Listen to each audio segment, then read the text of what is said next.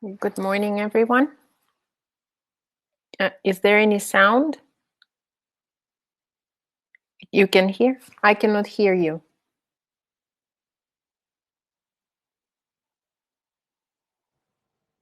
How about now? How's that? Can you Yes. hear me okay? Yes, I can hear now. Yes. Great.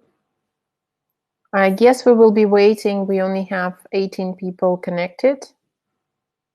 So let's wait for another 5 minutes, right?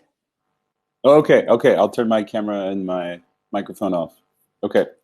Thanks.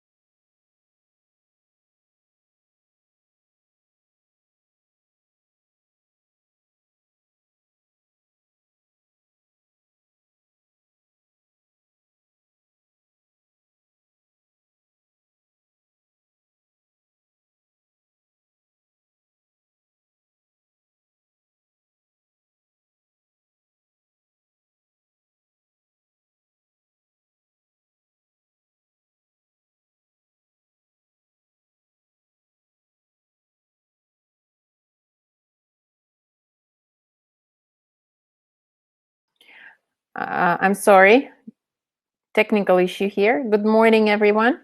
I propose that we will start. On behalf of European Business Association of Kazakhstan, we would like to welcome you here at our webinar. The initiative organizing this webinar belongs to Narhos, who is a member of Eurobac. We are grateful to have today with us representatives of Narhos, and I will introduce them later. The topic of our gathering today is make better decisions in chaotic times. If there were any chaotic times, I assume this is now. For some maybe it's order, because you sit home and you do your own order, or you make your own chaos that you can manage. But it all depends on how you're structured and what kind of personality, I guess, you are. This morning we have with us Marina Obraztsova. Marina is the Director of Executive Education of Narhos University. And our main speaker is John Sweeney, Assistant Professor of Narhos University. I will pass my word to Marina. I will disconnect and Marina will introduce John.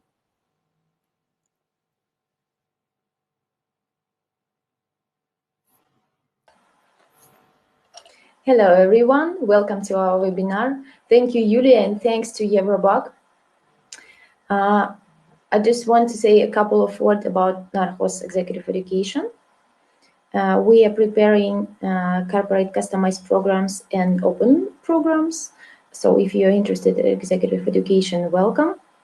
Also, please welcome to Narhos University if you want to share your knowledge as a speakers. Just let me know if you want some ideas. And now let me introduce Dr. John Sweeney. He is an award-winning futurist. He has worked in over 40 countries, and now he is associate professor at Narhos University. John, I pass the word to you. Thank you so much, Marina. Hi, everyone. Good morning. Hope everyone is staying well. I want to thank Eurobac and Julie and the team there for helping to support this and organize it, and of course Marina and the team at ExecEd for putting this together. Hopefully everyone can hear me okay. If there's any issues, you can put them in the chat box. You can also put questions there as well. So as we go along, please feel free if you have any questions at any time, if anything is unclear. Just had my second cup of coffee. It is just after 8 a.m. here in Belarus, which is where I am currently. So if I talk a little bit fast, please let me know. The caffeine is kicked in. I'm really excited to be able to share a little bit about some of the work that I've been doing and the work that connects to strategy and decision making. Oftentimes, I think that it's really quite difficult to make the connection between kind of the future, which is what my focus is, and the present. But the truth is that those are intimately connected. And I'm actually really quite glad that Julie started us off by thinking about the relative nature of chaos and chaotic times. Of course, we know that normal life, as we took it before, is disrupted. It's quite different.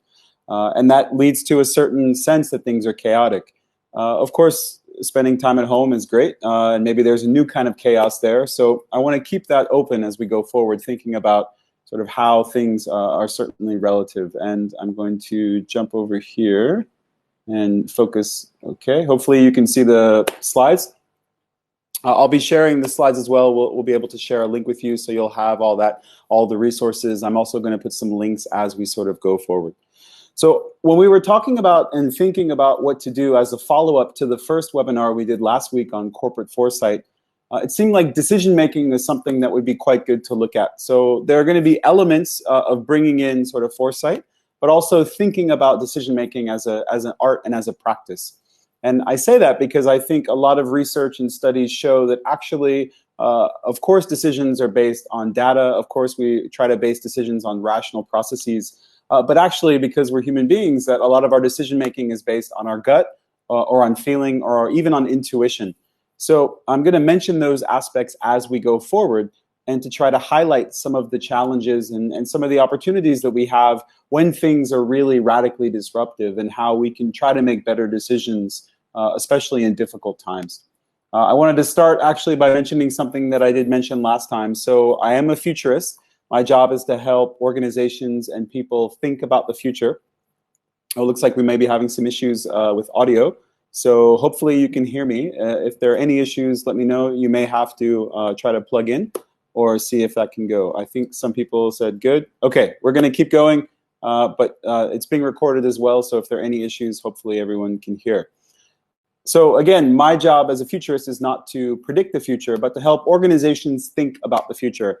And of course, we think about the future all the time. This is the reason we do policy planning, strategy, but often we don't reflect about how we're thinking about the future or really develop robust strategies for learning about future possibilities and how that helps us see and understand what might lie ahead and take actions today. So of course, and I get this in every country I've been in, I don't have a crystal ball. We're not going to do palm readings, and we can always try that for another webinar. But my job is not to predict the future, but to help organizations think about different possibilities of what might lie ahead. And of course, I've been really fortunate now to have worked in over 45 countries, and now that we're all working online, many of us, it's great to be able to work in a variety of places. And I think that now more than ever, lots of organizations are having to rethink how they think about the future. So it's a really dynamic time. When I explain to my father what I do for a living, I tell him that, of course, my job is not to predict. I love this quote by the French theorist and philosopher Michel Foucault. I'm not a prophet. My job is to make windows where there are walls. So, of course, the whole aim of foresight and a lot of decision-making is to try to see things from different perspectives, to try to see things a little bit in a more long-term view, and to try to bring that to the decisions that we make. And I think now more than ever, it's quite critical. And I was really amazed to see this cover of the New Yorker. I'm from the US. I was born in New York. I lived in Hawaii for 9 years. My family is still in the US. And I think it's really critical and important to realize now that actually, we are facing a crisis that is based on a disease, of course. There's actually lots of other crises around that. So whether we're talking about the economic impacts, whether we're talking about the sort of misinformation, disinformation kind of torrent of information that we have around us. So it's really important to understand that the chaos that we're seeing, that we're feeling, is certainly in relation to the challenges of getting good information, which we need to make decisions. Feeling that there's a supportive governance or policy environment. Certainly for business, this is quite critical. And as we know, a lot of governments have struggled to have clear and direct and even consistent messages during this time. So I think more than ever, part of the challenge for decision makers is to understand the nature of the crisis and some of the main factors and variables. And so I think it's important to see that as a very complex thing that's happening. One of the things that I often do when I work with leaders and think about decision making is we try to start off with this question, what makes a good decision? And of course, we always come to this answer. A good decision gives us a desired outcome. We often use that as the main way to measure decision. And I agree that that's good and that makes a lot of sense. And of course, we act and we take action and we make decisions because we want to produce a particular kind of effect. But when things are really chaotic, when the world is seemingly changed day by day, when we don't have a lot of certainty to grasp onto, even good decisions can have unintended and often negative consequences. So I think now more than ever, this is where decision-making has to focus on being more anticipatory, has to focus on thinking about not just a single impact, but a variety of impacts, and also think about different effects that can actually take place over longer periods of time.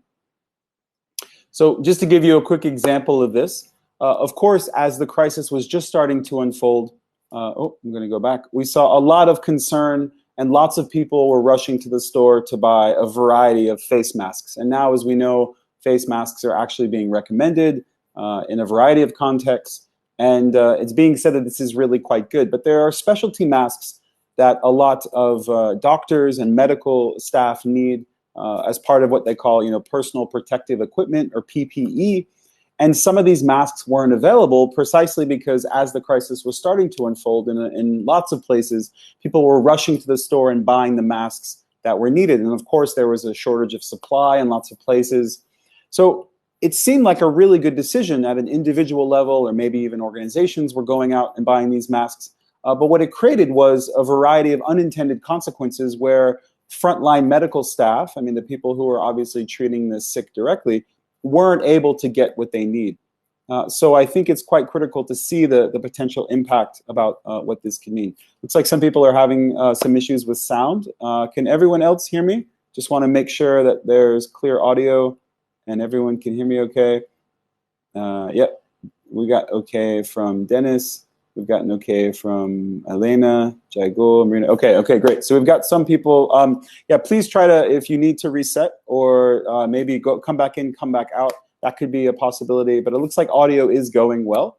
And maybe the audio is a bit low, so I'll try to speak louder, but also make sure earphones may be an option there as well.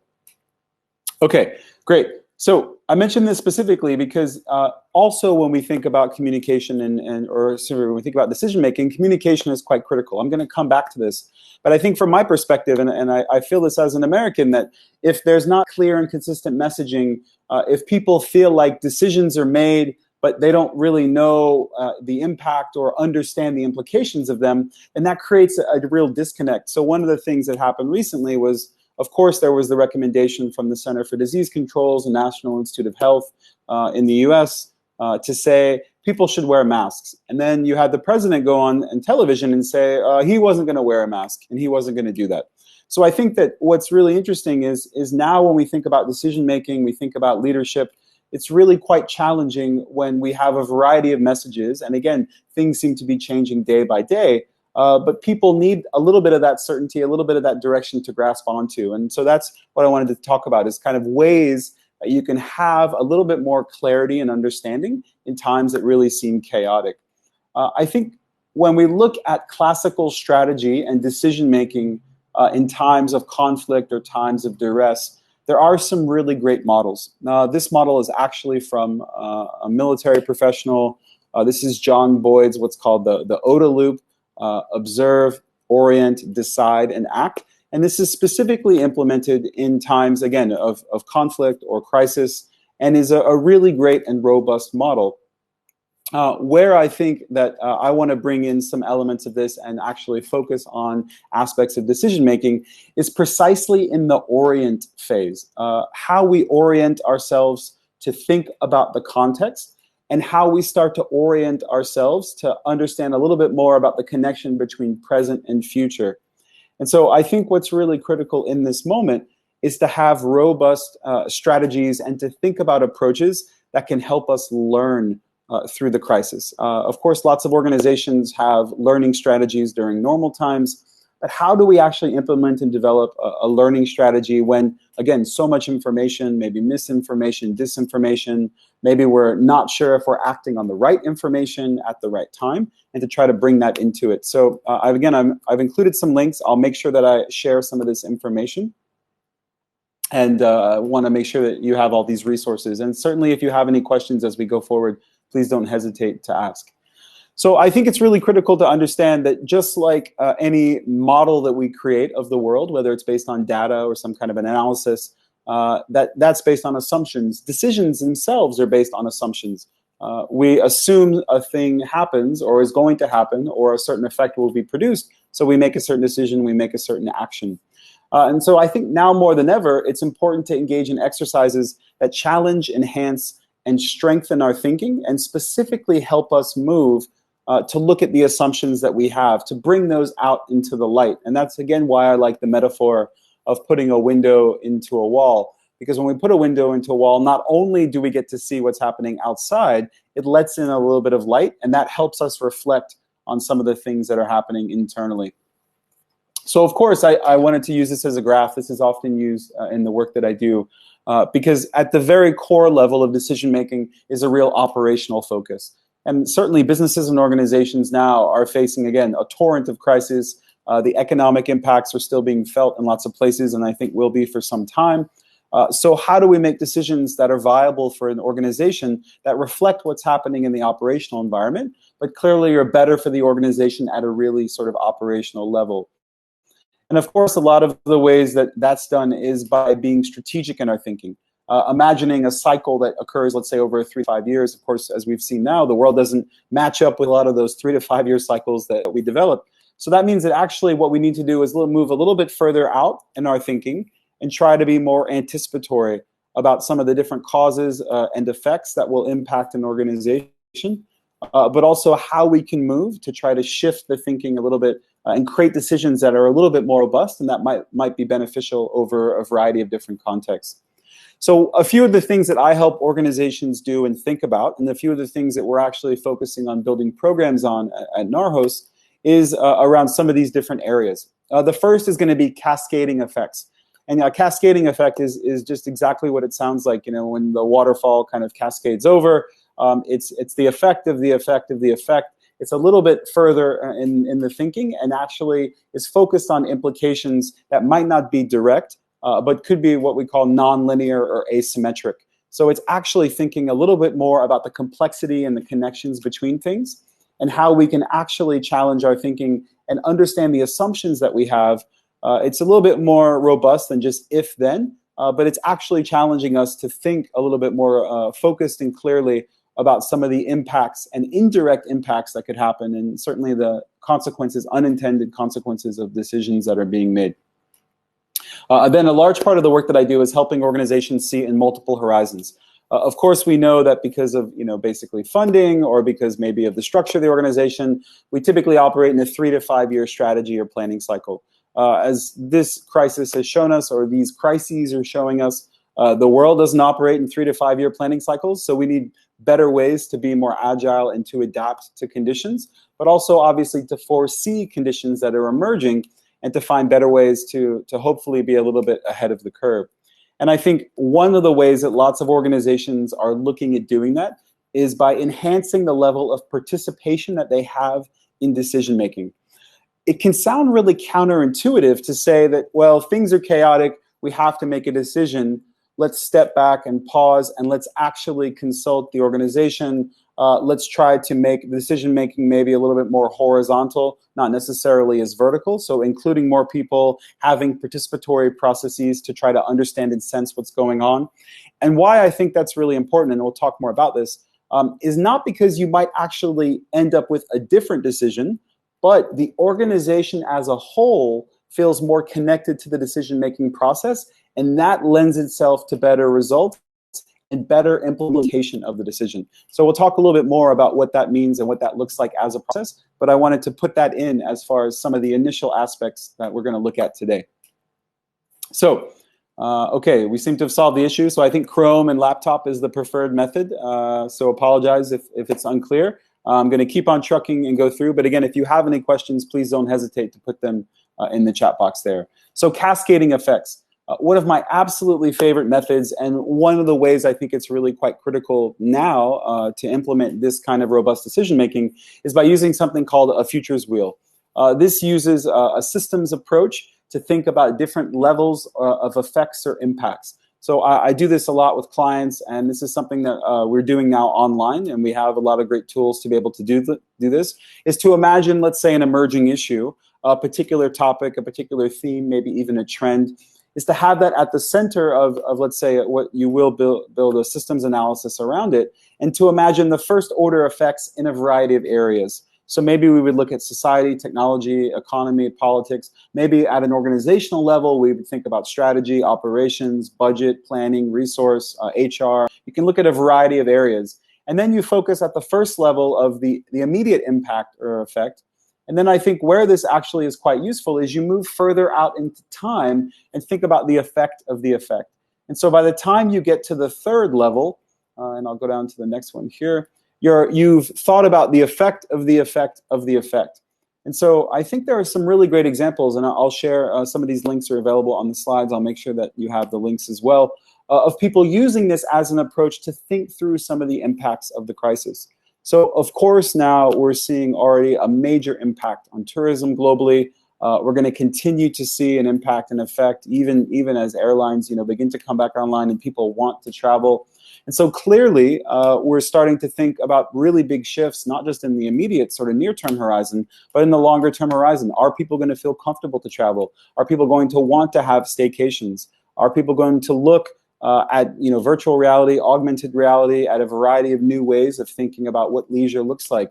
Is an entire generation going to feel differently precisely because they've had this experience, which who knows could last how long, that they want to travel to places that maybe they think they might not have a chance to. So maybe we could see a spike and a swing in new kinds of tourism in places that maybe haven't received as much attention, or maybe new hotspots for tourism based on people feeling really safe, or maybe even the requirement for people to have some kind of certification that they have a certain, let's say, level of health or antibodies if this were to endure. Again, this is the kind of analysis that this kind of an approach can do. And I think for a variety of businesses and organizations, it's helpful to think about, again, the longer term or the cascading impacts and effects of this. This is another great example of a futures wheel that is put together that focuses also on different elements. And I wanted to show these two to show how it can be tailored to an organization in different aspects.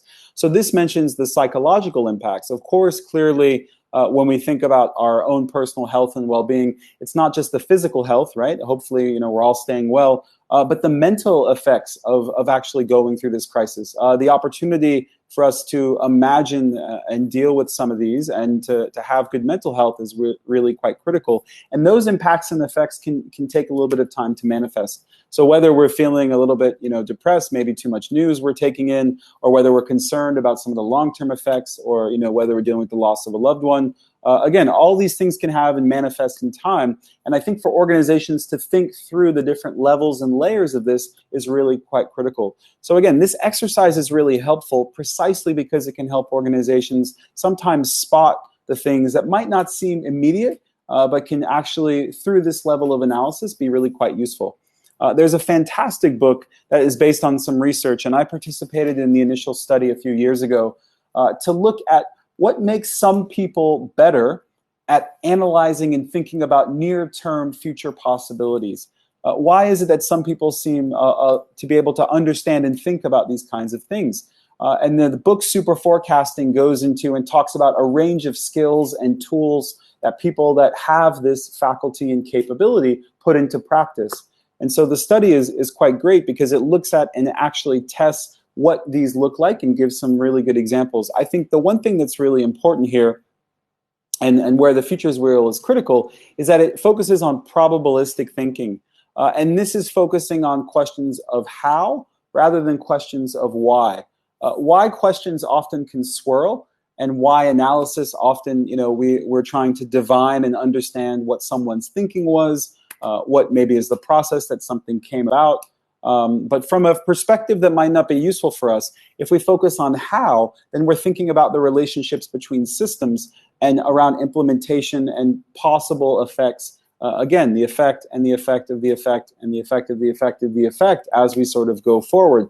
And that has been shown to be quite useful to help individuals understand and forecast a little bit better and to have more robust results. So I highly recommend the book, but I wanted to flag that as well. And that's precisely where I think the futures wheel is quite useful, is focusing our thinking on how questions and then thinking about cause and effect relationships and really challenging us to move forward and really in very, I think, robust and critical ways to make connections and to cross connections between different areas. So I think that builds directly into something that's quite critical for different organizations, and that is to think about multiple horizons. I mentioned this in the previous webinar, the importance of scenarios in corporate foresight. And so I wanted to look at a few different more examples of scenario thinking, but actually, again, not just even creating narrative stories or scenarios, but thinking in different horizons and how thinking in different horizons can help support better decision making. So this is one example from the Rand Corp that's actually from a group of researchers who focus on decision making and what's called deep uncertainty. And certainly I think now is a great example of deep uncertainty. A lot of things are changing. We don't have a lot of clarity on everything. We don't know maybe when the economy is going to come back online fully. We have a lot of uncertainty in relation to, let's say, things like air travel, maybe when these lockdowns or quarantines might be lifted. So this is a great example of certainly a time of deep uncertainty. And this analysis focuses on having scenarios, so using different horizons, stories about the future that allow us to understand vulnerabilities that our decisions might have, or vulnerabilities that might be inherent within a particular strategy. And the aim of this particular approach is to create a cycle of learning whereby we test strategies, and strategies that are robust, which means strategies that are viable across multiple scenarios, are the ones that are actually proven to be the most effective and the most useful. So this actually starts by saying, let's imagine this decision. Let's generate a case based around this decision. Let's do an analysis of the vulnerabilities based on what we know. But then let's test that with different scenarios. And then based on that learning, let's imagine new options which feed back into our decision. Think about the trade-offs of that analysis and what that can mean for us. And that'll lead us to understand some of the strategies that are the most robust. There are lots of different ways to do this. I put a link in here as well to a particular presentation that was produced by the RAND Corp. But I think that actually this kind of robust decision-making is quite critical in thinking about different horizons. I do think that this is further complicated by the chaos of our current times. And I got to work on this, which is a particular approach called post-normal times. And the idea here is that there isn't a new normal yet. We actually don't know what the new normal is going to be. We know the old normal is gone, but we're kind of stuck in between this time. And the time that we're stuck in is this post-normal, which means that we're past the normal time, but we don't know what this new normal is. So we're kind of in this in-between moment. And so this was a particular approach that I had worked on for a number of years that I think now is actually quite relevant. And the multiple horizons that we have to think about when we apply this kind of thinking, the first is called the extended present. So if we take all the trends and data that we have in front of us now, again, realizing we don't have maybe full information, maybe there's misinformation, maybe we're uncertain about this information or it's always changing. Let's try to think about the next 5 years as best we can based on the data. So if we just extrapolate that data out, how can we think about the future based on that? How can we think about that as a particular horizon? And of course, we're seeing this applied recently in a variety of contexts. So we're hearing, of course, we have to flatten the curve. We're seeing a variety of analyses saying this is the amount of ICU beds that we have. If this number of people are sick, the healthcare system gets overwhelmed. So this kind of thinking has been put into practice, and we see this all the time. This is why precisely governments implement quarantines and lockdowns, because we model data. But as we know, as we make changes, the data models change. So we have to use different implements and different horizons to kind of think through these kinds of processes. So that's why we need to go a little bit further and think about futures or possibilities for the future that might be familiar. These are plausible, probable. In some ways, we also talk about a used future, and now we're seeing that conversation happen. So countries are looking to what Italy did, what Taiwan has done, Singapore, South Korea, obviously China as well, how they've responded to the crisis and the actions that they've taken and models that they can use essentially to try to adapt. So for lots of governments and even lots of organizations, they're looking at even what businesses did in these contexts and how businesses shut down or how they've moved online. And of course, now we're going to see lots of business cases for digitalization, for thinking about more flexible work time, more flexible engagements, how businesses not just move online, but find ways to grow organically that involve online or hybrid engagements. So this is actually the strategy that was utilized in Hubei, the province where the outbreak initialized. And it's really interesting to now look at the analysis of the decisions that government made, but also what the public and how they responded, and of course how businesses chose, to operate or were forced to operate in some ways in this time. And I think a lot of lessons can be drawn here because there's obviously lots of knowledge sharing that's happening between governments, and this can be really quite critical and quite useful. So thinking about possibilities that lie ahead, not just based on the data and analysis that we have, but looking at models and things that have happened elsewhere and comparing those two is quite critical. The last is the most interesting and also I think one of the most fun aspects of the work that I get to do, and that is to think about a pure possibility space and to even focus on ideas that might seem ridiculous and to go a little bit further out. So what are the generational impacts and effects and the kinds of questions that we might ask and think about if we think about a 30-year time horizon? The beauty of a 30-year time horizon is that we can't assume that anything that we take as normal or familiar or comfortable today will still be the place, will still be in place in 30 years. So that really challenges our assumptions about what the world can be and what's possible. And that's precisely the value of this as a particular approach. So one of the models I think that's really quite interesting and could have a dramatic effect on us, and we're seeing this already, is if the virus mutates in a way that makes either a vaccine not usable or if we fundamentally aren't able to realize and achieve a mitigation strategy that's effective precisely because of these mutations. And so there are some major strains that are out there. There's a lot of genetic analysis that's done.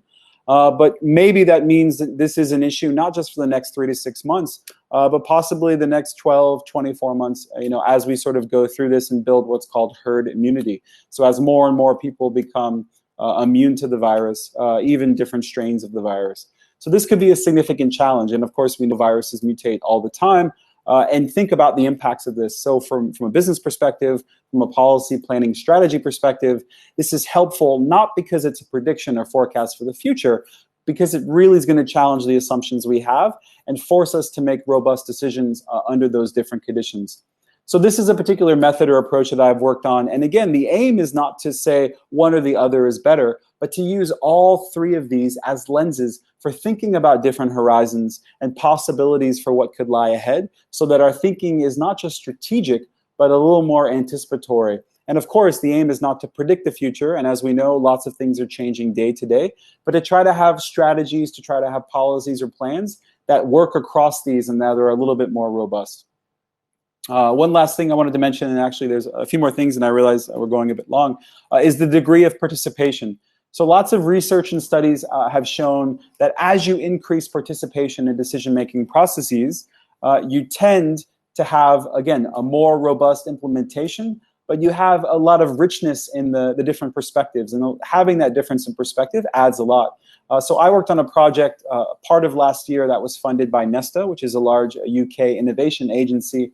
And we focused on looking globally at how different communities, how organizations, how businesses, and how governments were getting people together and thinking about possibilities for what could lie ahead, and really trying to use the future to challenge their perspectives and their assumptions. And I think as the former CEO of Nesta, he just has gone back to university, Jeff Mulgan, points out that if we're not more participatory in our thinking, we can't really describe what's happening now, let alone understand the challenges that are emerging for the future. And so actually, this is a really great reminder that anytime we engage in anticipatory thinking or foresight as an activity, that's actually helping us reflect a lot on what we're seeing now and what's happening around us. So of course, we're trying to understand more about the future, but it's always a reflection of what's happening today. So I'll go through this really quickly, and then again, you'll have the slides as well. I think that most importantly, it's really great to look at participatory ways of thinking about signals and little things that are emerging now that can have an impact on the future. So this is called mapping horizons. And lots of organizations do this all the time. This is a majority of the work I'm doing now with Interpol. We have a global horizon scanning project, thinking about future threats and risks in relation to, obviously, security, policing, and law enforcement. But lots of organizations engage in this as an activity. The next is lots of organizations have vision, mission, values. But how in times of crisis or chaotic times do you make sure that there's clarity and that people are participating in creating purpose? Now might seem like a really difficult time to imagine sort of the purpose of the organization, but actually now is a really good time to go back to the core purpose and think about actually what's critical for us. How do we get people invested in thinking about this as a process? How do people feel a sense of ownership and commitment and connectedness to what these processes are? So that means a lot focusing on values, focusing on visioning, making sure that everyone feels connected to what that means and what that looks like, especially since we're all obviously working from different places, working from home, and maybe feeling a bit disconnected. Then I think it's really critical that there's lots of participation in charting pathways, in engagements that identify collective goals and outcomes. Again, lots of studies and research shows that the more people that are invested in these processes, the better implementation that happens. So really getting people to connect, to imagine viable pathways and goals, and then to take ownership over that implementation as a process. Of course, then acting together is actually getting people an inspiring action. So the really great way to make sure that actions actually get implemented, to make sure that decisions and good decisions are actually put into practice, is not to say and to hand to someone, okay, this is what you have to do, but to get people to create the conditions whereby people can see those actions and take actions. And this is a different model of leadership and decision making that I think is showing lots of promise and of course has been implemented in different contexts, corporate governance. But I think more and more it's about inspiring and driving action, not necessarily having decisions that directly say this is exactly what has to happen, as we'll talk about a little bit more later, but giving direction and allowing emergent practice to take place. And I think in chaotic times as well, it's really critical to test ideas, to be open to experiments and prototypes, to be able to see how ideas can very rapidly be put into practice, and then to learn from them and to see what could actually, come back. And I think that's something that I wanted to highlight throughout all of this, is that whether we're thinking about cascading effects, multiple horizons, or participation, that learning is critical in all of this as we go forward. And so I think that in chaotic times, it is especially essential for organizations to have a strategy for learning, but also, as I mentioned here, for unlearning, which means, okay, if this isn't working or this isn't making sense, how do we actually make sure that we've built in a process or created a decision mechanism whereby we can let this go because this isn't working anymore? And of course, lots of organizations are still using, let's say, the same model of assessment, maybe for employees, maybe for process that we used when things were in person. But now that things are digital, we have to rethink those processes. Of course, we have to keep the robust nature of assessment, of monitoring and evaluation and analysis, but it needs to look and feel different because of how we're working, how we're thinking, what's happening sort of around us. I think is quite critical. Another thing I wanted to mention is that in chaotic times, decision-making can be made better or worse by communication. So I wanted to just briefly go over that, but just a quick example of how this all kind of ties together. Of course, we've seen lots of different innovations and advancements over the years. None are more important than how we get our ketchup out of the bottle. I remember as a kid, right, you have to kind of tilt the bottle over and tap it on the side, and maybe ketchup comes out, or you kind of hold it upside down and do this, and then all the ketchup comes out. And it took a really long time for this innovation to happen. It seems a bit ridiculous, but it took 93 years to get to the first plastic bottle, and then another 19 years more just to turn it upside down. And I think what this shows is that if we don't apply really robust, critical, innovative thinking, if we're not trying to be more anticipatory, we can get stuck. So I often use this example and raise the question, the Heinz company, which is famous globally for their ketchup, it seems that they were not in the ketchup business, but they were in the bottle business. And so lots of times in decision-making, organizations can get stuck in a particular rut or routine. We're going to do this because it's familiar to us. This is part of our brand. This is our purpose. This is our identity. And the world has changed. And so they're finding that their strategies are really hitting walls because they haven't updated, they haven't attempted to innovate, even when it seems really simple and really intuitive. So I think the challenge here is to try to spot, obviously, what we call the low-hanging fruit, the shifts that can be taken immediately that have a lot of value, but also to think a little bit further afield, to think about some of the implications. And I mentioned briefly communication. Of course, in any decision, it's not just what we say, but how we say it that really matters. And I think there's some really great examples, but also some bad examples of what this looks like in practice. Of course, we know that there's going to be lots of challenges, and lots of people potentially could lose their life from the current crisis.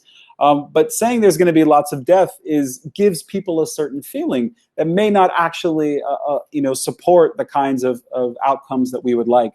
So I think now more than ever, we're seeing some people really fail on the decision-making communication side, and others really doing a great job. I think actually, interestingly, some research has said that there's been lots of really great women leaders actually, and since it's difficult for women to lead in lots of contexts, whether we're talking about government or business, that there's obviously been glass ceilings that are still in place in lots of places.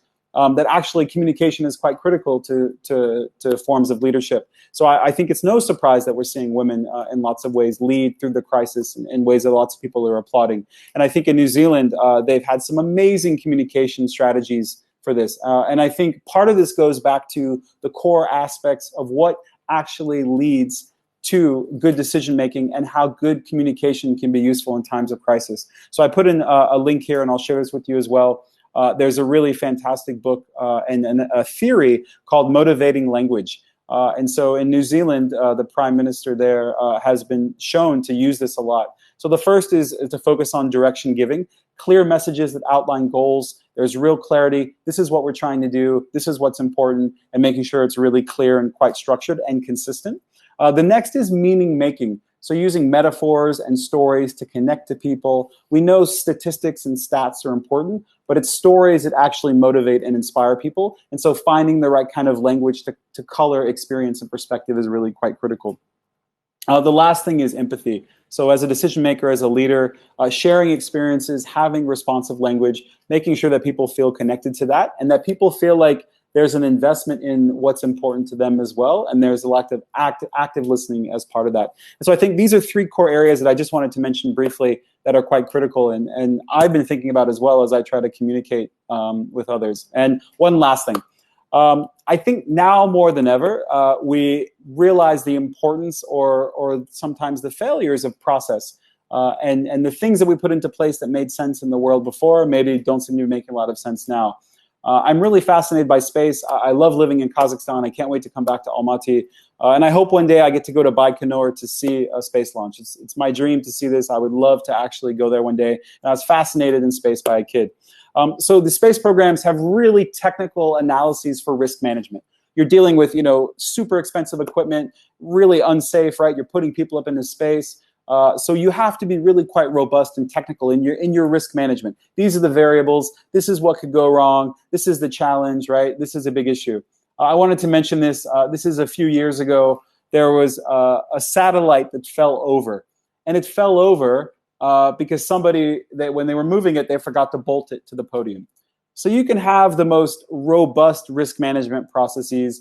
You can have the most technical analysis for variables. But at the end of the day, if the human factor is not a critical part of that, if we're not focusing on engaging people and connecting with people and making people feel invested as part of these processes, then accidents happen. And sometimes these accidents have a big impact. And so the satellite had to be fixed. It cost $135 million to fix it. So again, I don't think any of us want to feel like we're parts of organizations that are stuck with these kinds of processes. But I wanted to mention that. And the last thing I'll mention is that Dwight D. Eisenhower, who was a famous general during World War II, and then, of course, ended up as president of the U.S., said that in preparing for battle, he's always found that plans are useless, but planning is indispensable. And I think for me, what I take away from this is that the message here is, of course, we need to do these processes, but not because they're always going to be right, but because they create a lot of learning. And so investing in robust processes that help us learn, I think, is the best way to make better decisions in chaotic times. So thank you so much. Spasibo Balshoy, Rahmet. I hope some of that was useful. Again, I'll post some links for you as well, and you'll have a copy of the slides. And I wanted to mention that at Narhos, we're developing and building custom research programs for different organizations to be able to implement these and to build these learning strategies, to use foresight, to focus on decision-making, and to try to strengthen that. So I'll make sure we share the slides with you. If you have any questions, we still have a bit of time. We'd love the chance to connect. And again, thank you so much, and hope everyone stays well. Thank you very much, John. I have a dog here. Sorry, she's making the intervention. Reня, это соседи. Тихо. I'm sorry. Anyways, while you were talking, I was thinking you are now locked in Belarus, which is not locked, right? And Belarus is one of very few countries that made a very different decision from the rest of the world. How do you evaluate that decision? What is your personal opinion about that? And why are you in Belarus and not in Kazakhstan? Let me start with the last question, because I'm asking that question myself quite a lot recently. So my wife is actually from Belarus, and her family is here. She has a grown son who's here. Her mother's here. So when her and I were thinking about what we wanted to do during this time, we had to make, obviously, a decision in a chaotic time. So I honestly was putting a lot of this stuff into practice, thinking about multiple horizons, cascading effects. She, at the time, was in Belarus. She wasn't in Kazakhstan because we're currently working to rent out an apartment here in Minsk that we had purchased. So what we had realized was that we had to think about these different possibilities, these scenarios, these different effects and impacts. So around the middle of March, we had heard the lockdown was coming. It was going to be announced. And even before that, I'd said to her, it's possible maybe she can't get a flight over. We initially thought she was going to come to Kazakhstan. Then it became quite clear that she wouldn't be able to come, but that I could leave because I have a residency visa. And we also realized, of course, like being together was critical for us. Her family actually are doctors, so we'd have access to medical care, and that being together, even if we were uncertain about what was happening in Belarus, especially, and the President Lukashenko has obviously been quite defiant. I think in some ways a bit foolish. That it's actually was important that we were together and we felt safe and comfortable, and because really the only option at that point was I could go there and she couldn't come to Kazakhstan, that was going to be the best option for us. So this is again an example of sometimes our decisions are limited by the context, and within just a few days certain strategies became more plausible and simply other strategies weren't available to us. So I left Kazakhstan on March 19th, and that was before, again, the real quarantine. I had to pass through one of the checkpoints. And it was quite difficult because actually in some ways Kazakhstan, I think, has had more robust mitigation efforts. Of course, we're seeing a more strict lockdown and quarantine. And I think actually that has shown to be quite effective and quite useful. So now that I'm in Belarus, I can see firsthand the impacts and the effects of decision-making and how communication and narrative really does make a difference. So when you walk outside in Minsk, and we're currently in Minsk, some people aren't wearing masks. All shops are kind of open, sort of business as usual. And I think even in places where they have implemented that, so in Sweden, you've seen a rise and a spike in cases. And Sweden has also said as well, if you're over a certain age, and you need intensive medical care, that they may not be able to give that or provide that to you because of the surge in patients that the healthcare system would be sort of implementing. So I do feel in some ways like I was flying into a bit of a disaster. It hasn't quite had that dramatic of an effect as yet, but as we know with the virus, it's really just a matter of time. Now, interestingly, there is a really fascinating analysis that was done that looked at the tuberculosis vaccine that was given, or that's often given in post-Soviet context. So there's a specific TB vaccine that potentially could help with immunity to the coronavirus. Again, now this study is just in the kind of more correlation phase. But if you look at obviously what has happened in, Estonia has had hotspots, Latvia, Lithuania, some are saying maybe it's not necessarily true, but I think this goes back to the whole different nature of the crisis. So, okay, that's a really roundabout way of saying, let me give you my analysis of what's going to happen here, hopefully. I think at some point that it will continue to have a dramatic effect or will have a significant effect here, and that other measures will have to be taken. So schools have remained open, but now they're coming up on Easter holidays, so Orthodox Easter, right, is coming up this week. And they potentially will have to look at maybe extending that. Russia has announced, obviously, some really strong measures. But there's not a lot of population density here. So obviously the population is distributed across lots of different cities. The whole country is only 10 million people. Even Minsk itself is quite distributed as a city. So maybe they're saying that actually could have an effect as well. If it's not population dense, maybe that actually could aid in some of the mitigation efforts. But I've been a bit concerned because Lukashenko has been a bit of a joke, right? He's been saying, go drink vodka, go to sauna, go ride tractors, and that should be how people could stay healthy. I think, unfortunately, on a long enough time scale, we'll see the impact and the effects of these kinds of decisions. So, of course, my personal hope is that, maybe they get lucky, but I fear that actually some of the decisions that were being made are quite critical and could have negative effects. So when we go out, and obviously we go to the store, we put masks on, we try to, disinfect things, we try to take it as best we can. But I think in general that it's quite a difficult context. And I think whether you're talking about Belarus or Sweden or some other places where they've been a little more liberal in sort of, the policies they've had, I think that in the longer term, we'll see some negative effects of this. Also, as we realize that maybe the disease isn't just having an initial impact, but some people are getting reinfected. And some analysis have shown that actually the effect of the virus could be more along the lines of HIV, and there could be long-term sort of organ damage, or maybe even long-term effects and impacts in a variety of ways based on the virus. So again, it's a classic example of we don't have a lot of information, we don't know, and taking dramatic action now maybe is better, even if it has a more negative effect in the shorter term, but has a longer, a more positive effect in the longer term. And I think now is a really good example of focusing again on purpose, vision, values, allowing that to drive our decision and having that be a critical part of the process. So there are some other questions.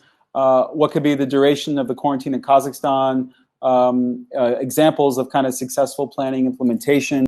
I do think that what we're going to see over the next, let's say, 12 to 18 months, if again there's no vaccine, if the virus mutates, is that potentially we could see kind of these rolling sort of quarantines, rolling sort of lockdowns. There's an analysis that I drew on some of the examples of something called the hammer and the dance. So the hammer is the initial lockdown, and this is what we're seeing.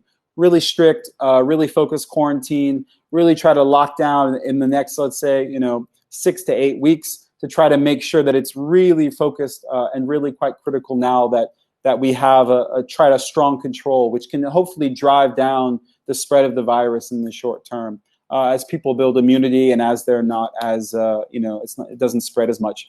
The dance then comes in when, again, as people go back outside, maybe you have a flare-up and maybe these different waves come. So historically, these kinds of pandemics and outbreaks have happened in waves. Second and third wave can sometimes be as worse or even more worse than the first wave. So we're seeing now a lockdown again in Singapore. There's a rise in China in cases reported again. Japan obviously is thinking further ahead, right, saying the Olympics are not possible this year. So thinking about those kinds of investments, I think, are quite critical, or the kinds of investments we might make based on that kind of analysis is quite critical. So I think it's possible that we could see an extension of the quarantine in the shorter term, precisely because it allows more certainty, more measure of control. But then we could see, again, these kind of rolling quarantines or rolling lockdowns over a longer period of time. And the conversations that I'm having with lots of different organizations, it's about, again, how do we prepare for that as a possibility? So whether we're talking about our university and thinking about online education, or whether it's Interpol working with global police, being prepared for some of those possibilities and trying to take steps now to have robust strategies that can work in those different scenarios are quite critical. As far as successful implementation, I mentioned that project, and I can share some links with you. There are really interesting examples of different organizations using these tools that have had an immediate effect. And so when I worked on that project, we found 400 cases from all around the world of long-term thinking and different aspects of participation or cascading effects. I'll share the report with you, and then also we're going to make some of those other materials sort of live as well. But I think now it's really quite critical. There's a question here specifically: if you face a decision whether to invest or not $100 million in building a plant for manufacturing consumer products, a payback of 10 to 15 years, how would you go about making that decision? Well, I think this is a great example of, if you're looking at a significant investment that potentially has, let's say, a little bit of a longer term return, you have to utilize these types of methods and approaches that, again, look at multiple horizons, think about cascading impacts, but also plan for some of these radical possibilities and uncertainties. Certainly, I would say, depends on the specific industry, on the specific sector. So you might want to, let's say, look at, obviously, like I said, the data and forecast models for that, but also do a little bit more of a further analysis of field to try to understand possibilities for what could lie ahead. I know I'm already having conversations with different organizations who are saying, look, there's lots of concern about Chinese manufacturing. Maybe now is an opportunity for different contexts to understand and think about what they could do with light manufacturing and what that could mean if there are concerns about China and the provenance of, let's say, a product, or concerns about sort of future health and wellness outbreaks, and what that could mean in relation. So again, my analysis would be focused on those three aspects. If I were making a particular investment, or were advising on a particular investment, and I do advise different organizations, whether it's a startup or whether it's a big sort of international agency, it is about thinking about, do we think about the effects over a longer period of time? Are we imagining these more radical possibilities across different horizons? And are we invested in a strategy that allows us to focus on, again, learning? So if we need to make a particular kind of a shift, we feel that we're able to do that in a way that's a little more anticipatory and agile. So again, I don't teach this stuff. I actually put it into practice with different organizations. And again, I think there are really, really good cases and examples of different organizations using this. So I think that from my perspective, the kind of uncertainty that we're facing is really quite challenging for us, because we want to make decisions based on data and information. But now when everything is shifting, it feels like we don't have a lot to grasp onto. So for example, now my own decision-making process is thinking about long-term impacts and implications, but we're assessing obviously on a daily basis. So the apartment that we're in now, we're realizing that probably in the next 2 weeks we're going to have to leave. And so maybe my wife's family is from Bobruisk, which is outside of Minsk. Maybe we go there. Maybe we look at, looking at another location. So again, we're trying to be a bit agile and adaptive. And of course, if you're in a big, slow-moving organization, or you've just made a significant investment, that could be a little bit difficult. But finding the ways that you can shift when you need to, I think, is quite critical. So again, it's about not just analyzing the external environment, but also internally. What can shift? How can you shift? How can you go through these processes and make sure that you're constantly thinking and learning, so that if you have to put this into practice, you have lots of things available to you. And I think now more than ever, that's quite critical. A really good question. So difference between sort of risk and uncertainty. Yeah, we do talk about, obviously, and there are different approaches for kind of risk management. Again, a lot of risk management is focused on identifying, assessing, and weighting variables. And that is a process that can be both, qualitative and quantitative. A lot of my work is realizing that, and these events are a really good reminder that things happen that all of a sudden increase the degree of uncertainty that the operational environment has, or the world itself, or reality seems to have. So how do we get better at confronting uncertainty, which again is precisely at the heart of the actual and the perceptual? Uncertainty isn't just based on analysis, but also a feeling. So understanding, again, those assumptions, having clarity on purpose, and being able to engage with that, I think, is quite critical. So oftentimes my processes tie into those risk management processes, and we're trying to make them a little bit more robust in trying to widen the scope of analysis.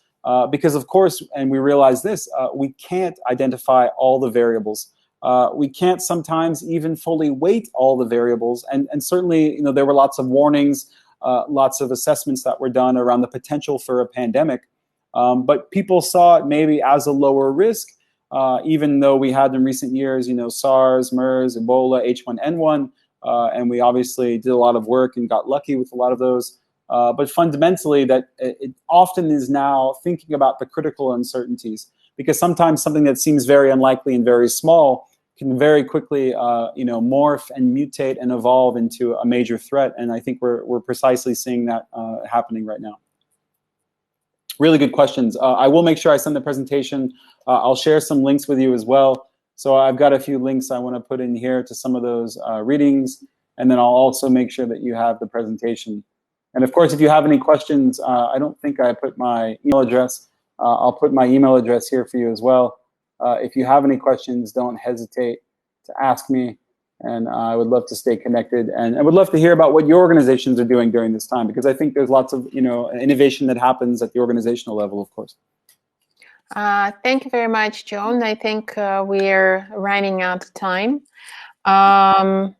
There's a completion certificate request, but this is something for Narhos to answer.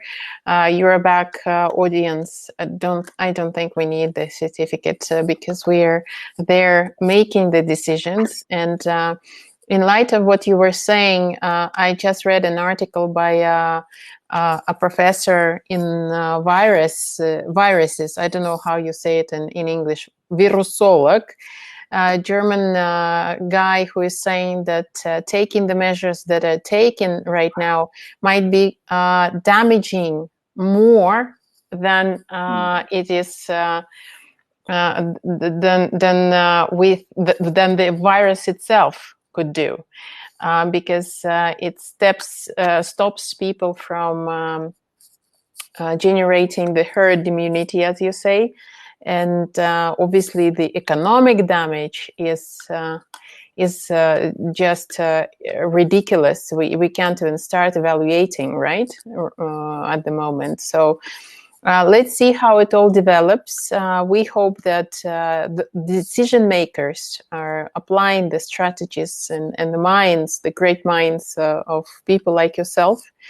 to practice, and that the right decisions are made, because I can understand it's very difficult to let people go to their dacha to dig in a hole and put a potato in so that they can eat it till next spring, or just keep them all at home and then have them starving for the next 12 months or so. It's not easy decision to make, for sure. I tend to agree more with President Lukashenko for some reason, maybe because I'm a freedom-loving person and very conservative. I don't like any changes, and the drastic changes to the world that are happening are extremely disturbing to my soul. But I also live in a society where you have to put yourself in the mode of behavior of acceptance and obedience.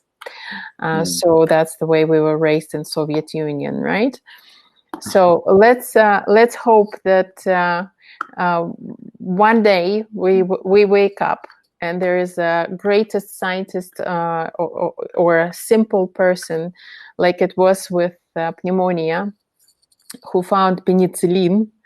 It will be just found all of a sudden, and the whole disaster of what is happening right now will end. That's certainly, I think, the best future possible. And I would love for that future to happen. I would feel better if we prepared for all the possible futures as much as we can. But I share your point around hope, right? In this time, actually, we have to have and keep that sense of hope. So regardless of whether we think this is the right strategy or the decision and the effects, that people need that sense of hope. And I think actually now that we see the importance of leaders trying to give that hope to people. So yeah, I couldn't agree more in that regard. And the communication is obviously essential. So if you could put down the name of that book you mentioned on the communication, and I think that this is vital. It has been on the agenda for many years for the government of Kazakhstan, the clarity of communication, and right now it's even more of a need. So everyone, thank you very much for participating. John, thank you very much for sharing with us your decision strategies. I was also thinking as you were talking that your wife is very lucky, that she has a thinker like you. You can think and then make a decision, and it relieves a woman's mind from a lot of terrorizing thinking. Let me go get her so you can tell her that. That would be great for her to Thank you so much. Thank you. All right. Thank you very much, everyone. We are wrapping up here, and see you at our other events. All the best, and thank you to Narhos for organizing, and John for your time and expertise. Thank you for sharing. Thank you so much. Stay well, everyone. Bye-bye. Thank you. Bye.